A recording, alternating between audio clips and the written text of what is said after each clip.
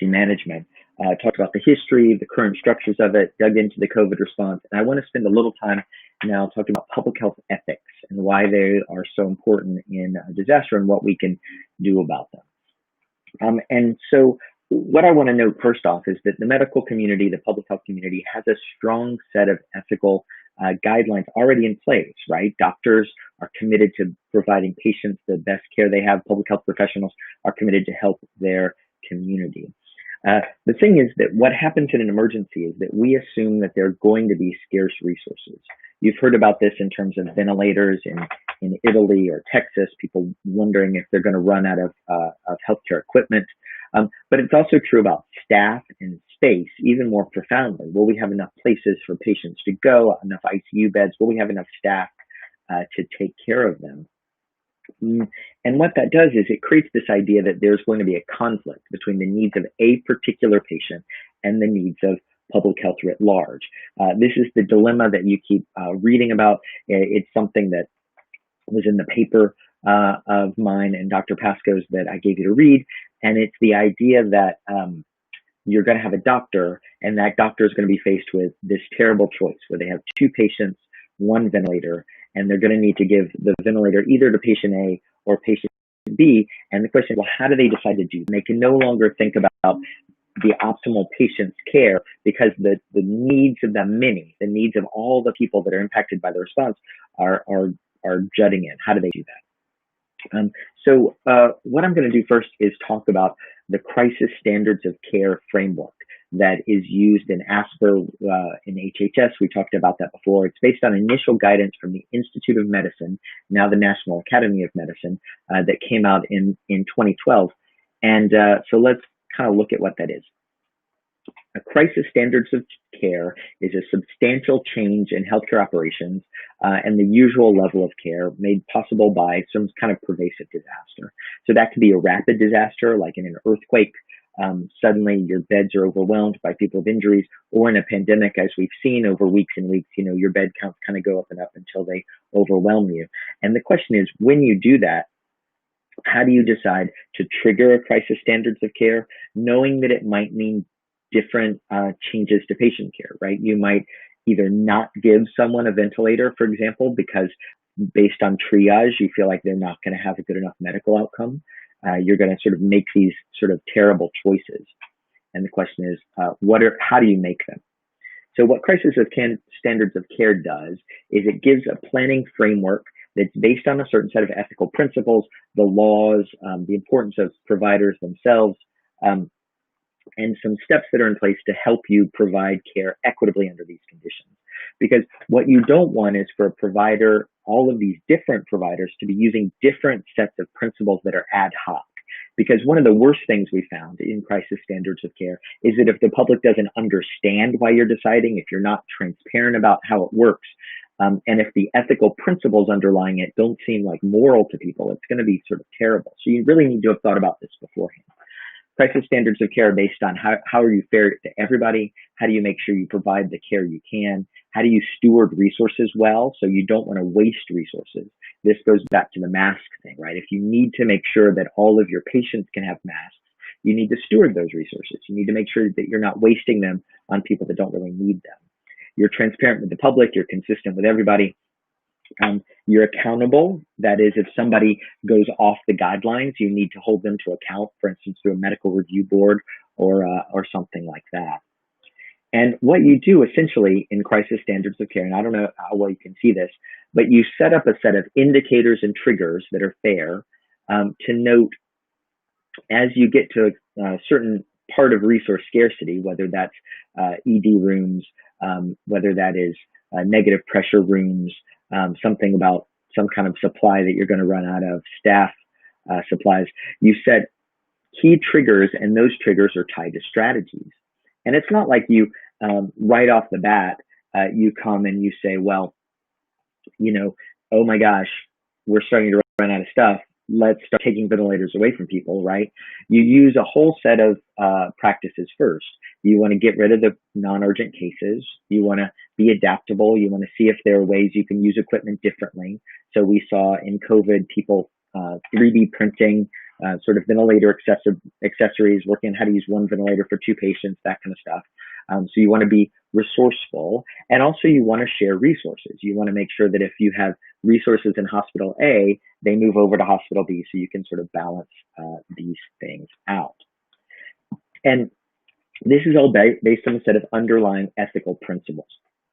We know, and this is from the Institute of Medicine, groups that are most at risk during a disaster are most at risk before a disaster, are most vulnerable during a disaster. So you want to make sure that you can give them equivalent resources. And also, some healthcare professionals are so worried that they're going to be in this position and they're going to have to let their ethical principles go, right? That they're going to be doing first come, first serve, giving things to anybody who's there, that they won't be providing optimal care for patients. It's something that doctors really worry about. So do EMS technicians. People with an underlying duty to care want to make sure they can exercise that duty to care well. And so they're really worried about the ethical guidelines for this kind of situation.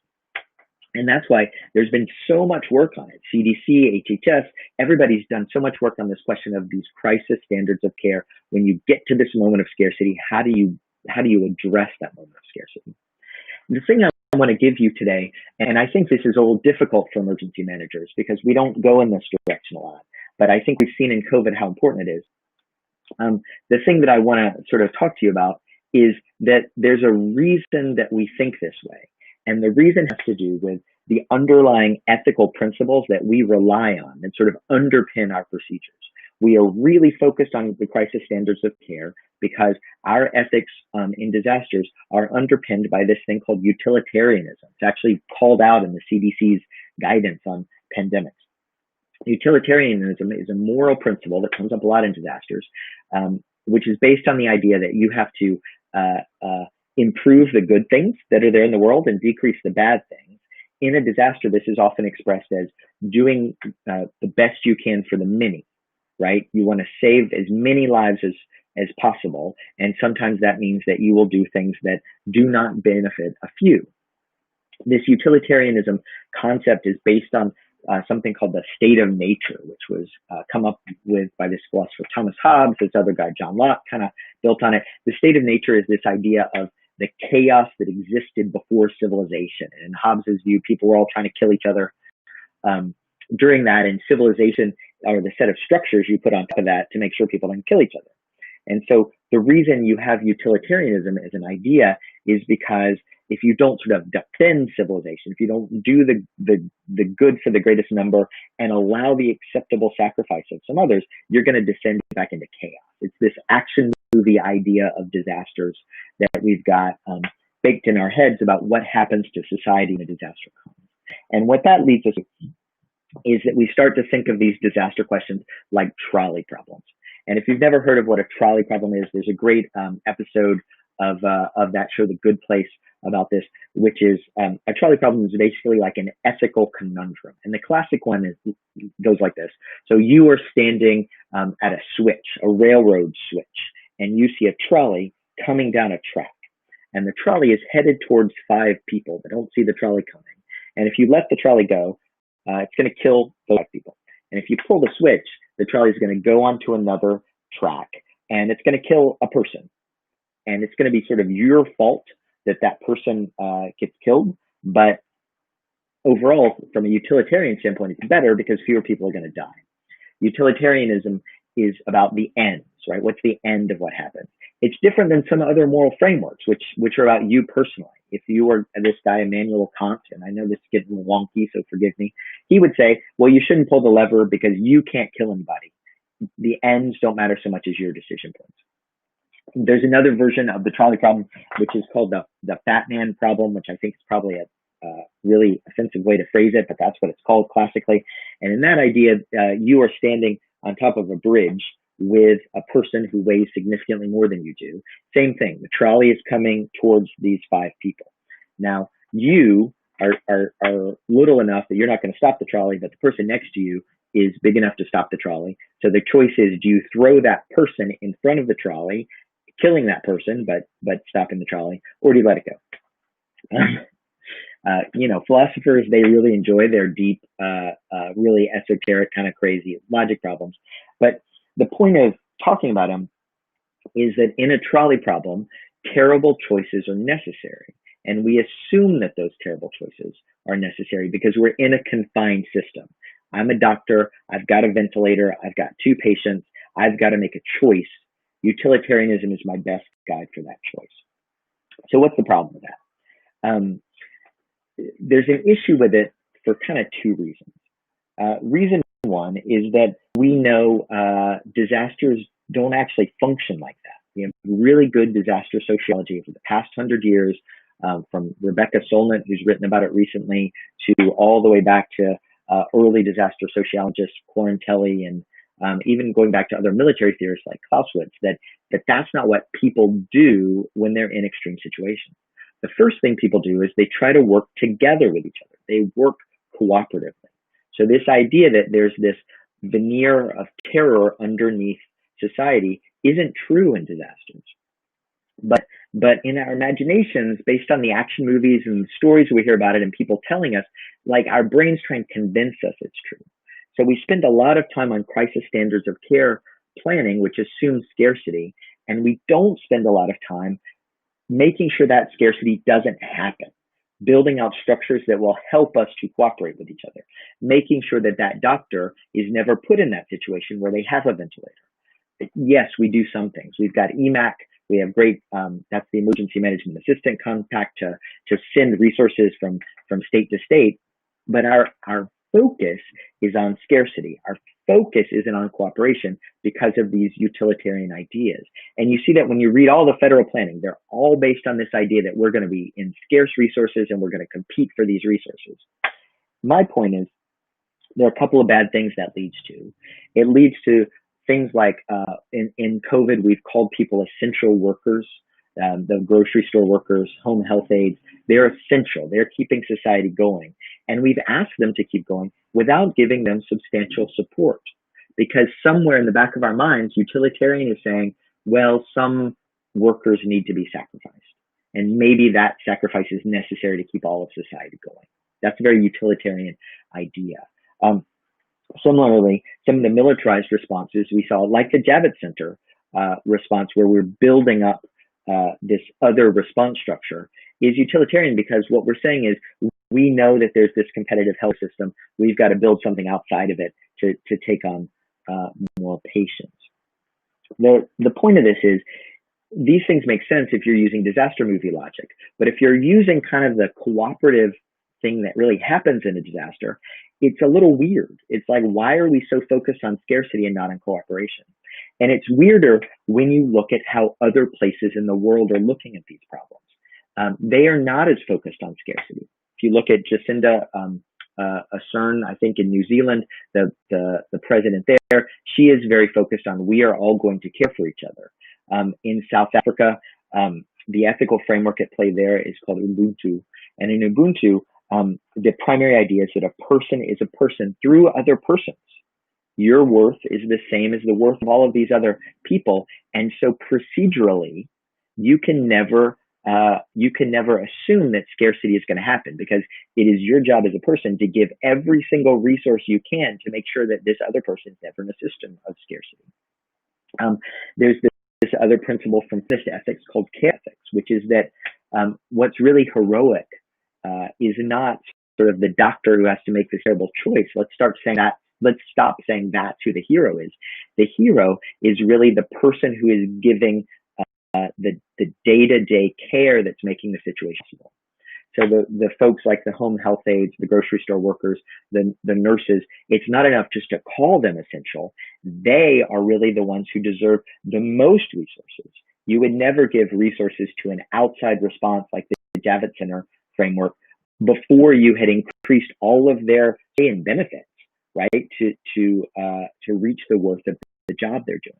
And that's something that they've done in other countries during COVID. They've taken these sort of essential workers. They haven't just given them measured pay. They've sort of redone the social contract with them, right? So they're more essential or truly essential part of the response.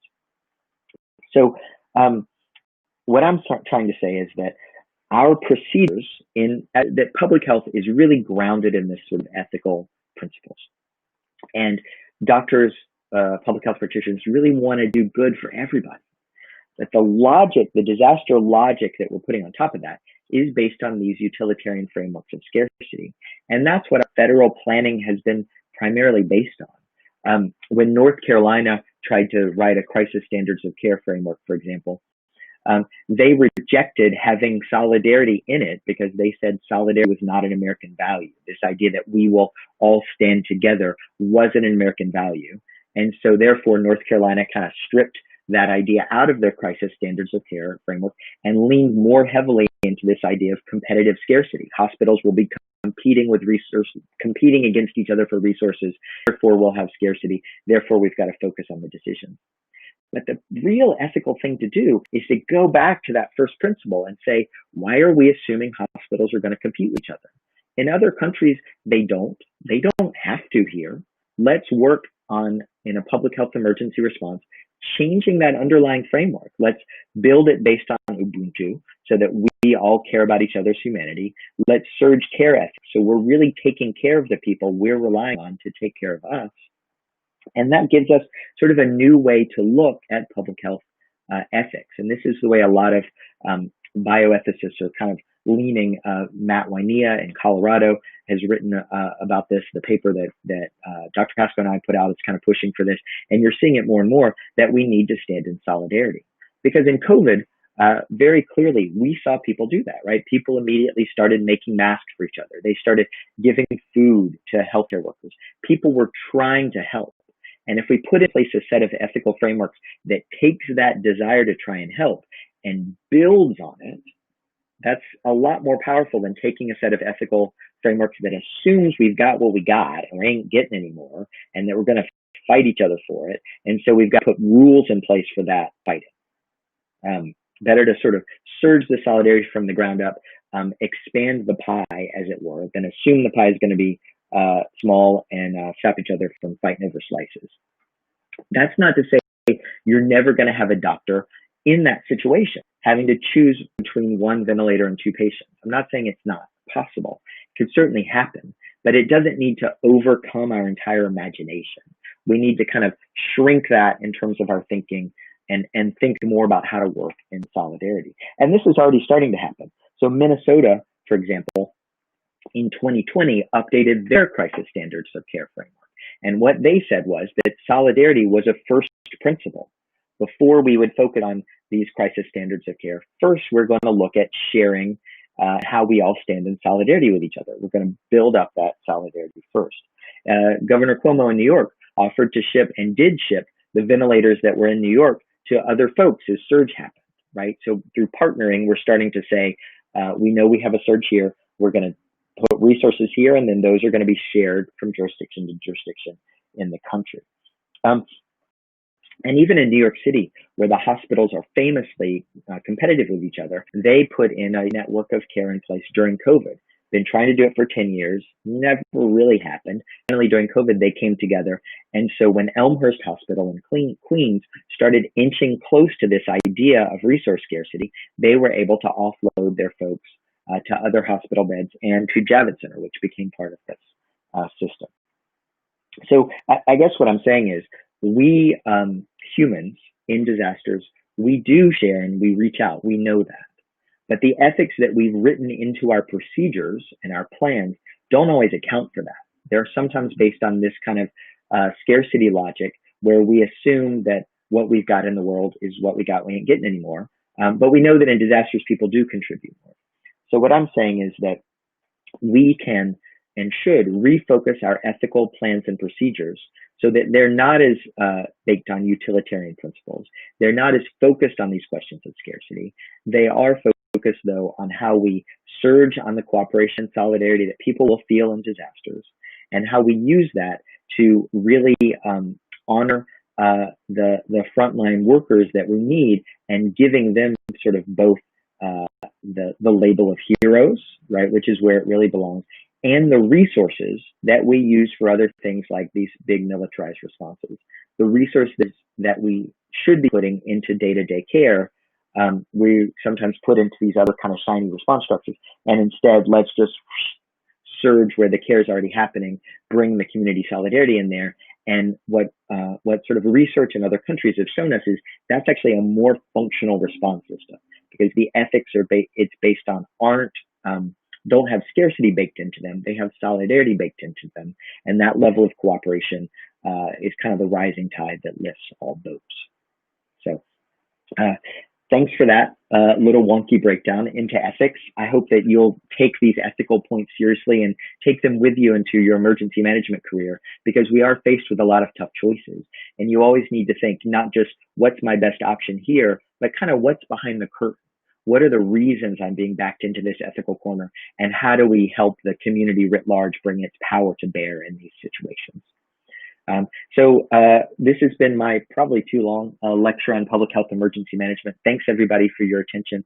Again, I'm around if you have any questions or thoughts about it, and I appreciate your time. Good luck with the rest of the course.